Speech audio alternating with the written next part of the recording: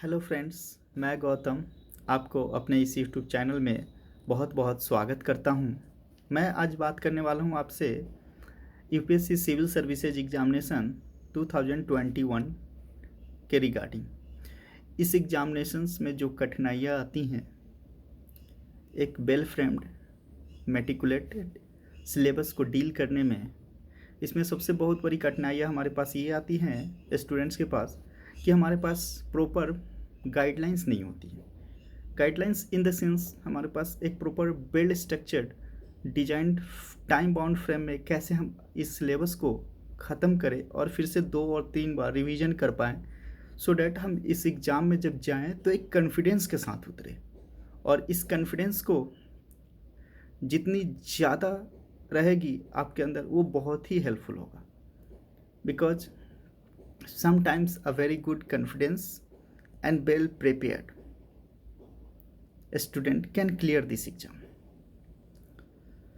सो आज मैं आपको बताने वाला हूँ अपने अनुभव। इस एग्ज़ाम को मैंने 3 बार दिया है अभी तक, तो अपने अनुभव शेयर करने जा रहा हूँ। लास्ट ईयर मैंने मेंस दिया था, तो प्रीलिम्स भी आपका क्लियर हो जाएगा अगर आप अच्छे से सिलेबस को पढ़ते हैं, और मेंस भी क्लियर हो जाते हैं। फिर आप इंटरव्यू भी दे सकते हैं, ऐसी क्या बात है, और फिर फाइनल सिलेक्शन भी होगी। तो आप अपने सिलेबस पे फोकस्ड रहें, अपने स्टडी पे पूरी ध्यान से शिद्दत से मेहनत करें, और कोई भी चीज़ दुनिया में असंभव नहीं होती है।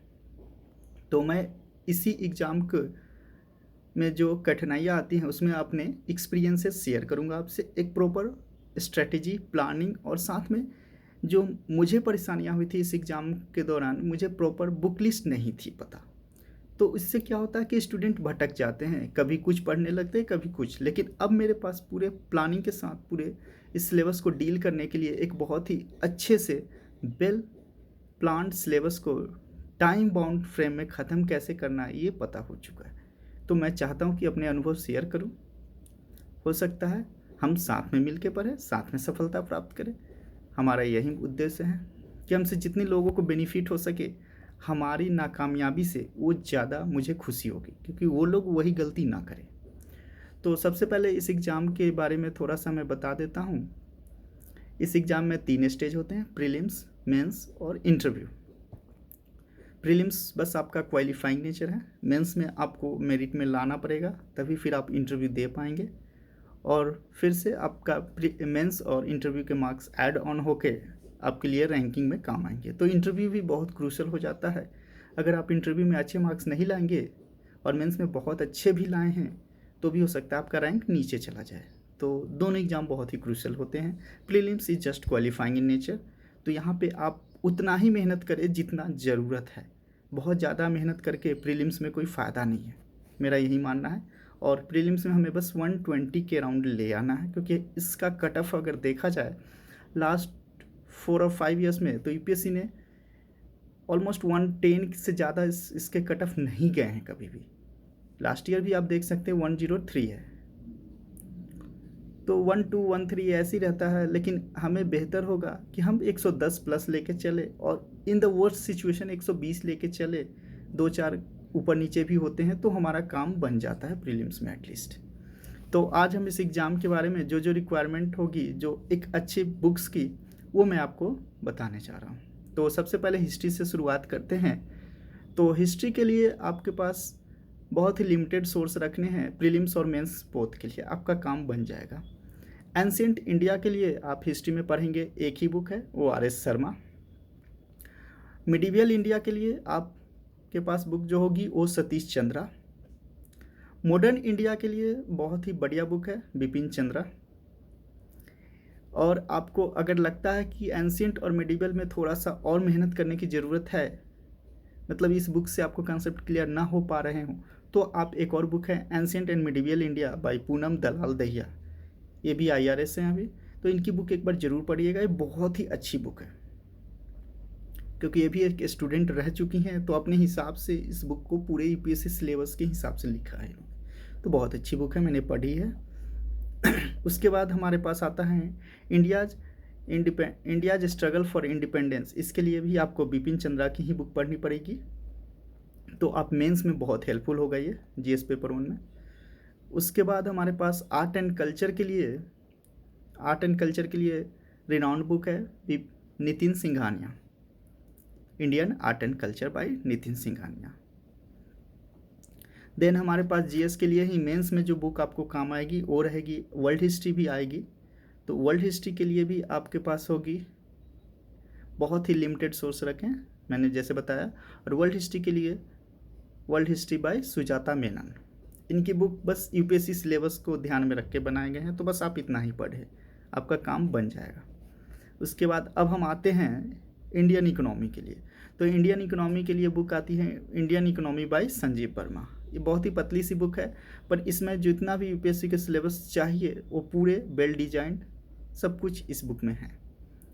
और इस बुक को कंप्लीमेंट करने के लिए आपको पढ़ना पड़ेगा इकोनॉमिक सर्वे प्लस बजट, इसको ऐड ऑन करेंगे तब जाके आपका प्रीलिम्स के लिए आप इकोनॉमी में वेल प्रिपेयर्ड हो पाओगे। क्योंकि इकोनॉमिक्स में जो भी क्वेश्चंस जनरली 18 to 20 आते हैं उसमें से ऑलमोस्ट 10 to 12 आपका करंट अफेयर्स बेस्ड आते हैं। और करंट अफेयर्स बेस्ड बुक जो भी क्वेश्चंस आएंगे, इस क्वेश्चंस को आप कहाँ से फुलफ़िल कर पाएंगे, वो आप फुलफ़िल कर पाएंगे बजट और इंडियन इकोनॉमी सर्वे से। साथ में अब हम जाते हैं ज्योग्राफी की ओर। तो ज्योग्राफी के लिए हमारे पास है Indian geography bye Majid Hussain, world geography bye Majid Hussain. ये बुक भी आप इस बुक को मैंने ये इसलिए बताया क्योंकि इस बुक में लैंग्वेज बहुत ही सिंपल है और आप सेल्फ स्टडी से 70 to 80% चीज़ों को ग्रैस्प कर सकते हैं, समझने में बहुत ही आसान है। इनकी लैंग्वेज ईजी टू अंडरस्टैंड है, इसलिए मैंने ये बुक्स को रेफ़र किया है और मैं ये बुक पढ़ रहा भी हूँ और पढ़ भी रहा हूँ इनफैक्ट। उसके बाद हम बात करते हैं इंडियन पॉलिटी के लिए। तो इंडियन पॉलिटी के लिए सबसे अच्छी बुक है एम लक्ष्मीकांत, इसको बाइबल ऑफ बोला जाता है पॉलिटिकल यूपीएससी एग्जामिनर्स द्वारा। तो इंडियन पॉलिटी के लिए एम लक्ष्मीकांत, और एम लक्ष्मीकांत की ही एक और बुक आती है जो जीएस पेपर 2 में आपको काम आएगी, और वो होती है इंडियन पॉलिटी एंड गवर्नेंस। ये दोनों बुक साथ में पढ़ना ज़रूरी है क्योंकि प्रीलिम्स में भी गवर्नेंस से क्वेश्चंस आते हैं इनडायरेक्टली 2 to 3। तो दोनों बुक्स पढ़ेंगे तो आपका सिलेबस प्रीलिम्स और मेंस में आपका कंप्लीट हो जाता है इंडियन पॉलिटी का। उसके बाद हम बात करते हैं science and technology. Science and technology में बेसिक्स बुक ही हैं और ये पढ़ना पड़ेगा आपको science and technology by Ravi P Agrahari. इनकी बुक है, बहुत ही अच्छी बुक होती है, ये हर साल का न्यू एडिशन निकालते हैं तो आप वही लेंगे। जैसे कि आपको अगले साल एग्ज़ाम देना है तो 2021 के लिए इनकी बुक आ जाती है जनवरी में, 2021 में जनवरी फरवरी तक इनकी बुक आ जाती है, तो बुक पढ़ेंगे अच्छा रहता है। लेटेस्ट अपडेटेड फुल्ली रिवाइज्ड होती है ये बुक में, जितना चाहिए उतना मिल जाएगा, पूरा कंटेंट है। देन इन्वायरमेंट के लिए हमारे पास जो बुक होती है वो डी.आर. खुल्लर, ये बुक बहुत ही अच्छी बुक है, इसकी भी लैंग्वेज ईजी टू अंडरस्टैंड है, इसलिए मैंने ये बुक मेंशन किया है। वरना एक और बुक भी है शंकर आईएएस की भी, आप इन्वायरमेंट की बुक पढ़ सकते हो, वो भी अच्छी है। देन हमारे पास जो बुक लिस्ट में आता है वो मेंस के लिए अब जो भी बुक आएंगे फोकस्ड करके वो आते हैं international relation bye Pavneet Singh, ये अच्छी बुक है, ये भी आप पढ़ेंगे मेंस के लिए। देन मेंस के लिए भी आपको एसए की भी एक पेपर होती है, तो यहाँ पे आपको पढ़ना पड़ेगा, मतलब एसए को कोई आपको पढ़ा नहीं सकता, इसमें एक सिलेबस के हिसाब से बस इनके स्ट्रक्चर बता सकते हैं, लिखना आपको खुद ही पड़ता है, और एसए भी एक पेपर है तो इसको सीरियसली लेना पड़ता है। तो एसए के लिए फिर भी एक गाइड के लिए आप रेफरेंस बुक रख सकते हैं, that is very important, doctor B Ramaswamy. Okay, then आपको इंटरनेशनल इथिक्स एंड इंटीग्रिटी के लिए भी इथिक्स भी एक सब्जेक्ट है जीएस पेपर 4, तो इसके लिए भी एक बुक है the lexicon ethics and integrity, the lexicon Chronicle, अच्छी बुक है ये, जिसमें स्टैटिक्स पार्ट्स इथिक्स के आपके सारे हो जाएंगे, साथ में केस स्टडीज भी कुछ प्रीवियस ईयर्स के सॉल्व किए हुए हैं, तो ये आपको काफ़ी हेल्पफुल होगा ये बुक, और काफ़ी कंसाइज है, तो ये टू द पॉइंट है, तो ये बहुत अच्छी बुक है। देन इंडियन सोसाइटी के लिए भी बहुत ही कंसाइज बुक मैं बता रहा हूँ, और राजेश कुमार सेंथिल की बुक है, बहुत अच्छी बुक है। और इंटरनल सिक्योरिटी के लिए अशोक कुमार, तो इस हिसाब से आप देखें तो आपको मतलब ऑलमोस्ट मैंने सब बुक बता दी है जो जो इम्पोर्टेंट है। और इस दौरान आपको और भी कुछ जानकारी चाहिए तो आप वीडियो के नीचे कमेंट कर सकते हैं और मुझे व्हाट्सएप भी कर सकते हैं। तो मैं अपना नंबर व्हाट्सएप नीचे दे दूंगा लिंक में, और कमेंट भी कर सकते हैं आप कुछ भी जानकारी चाहिए।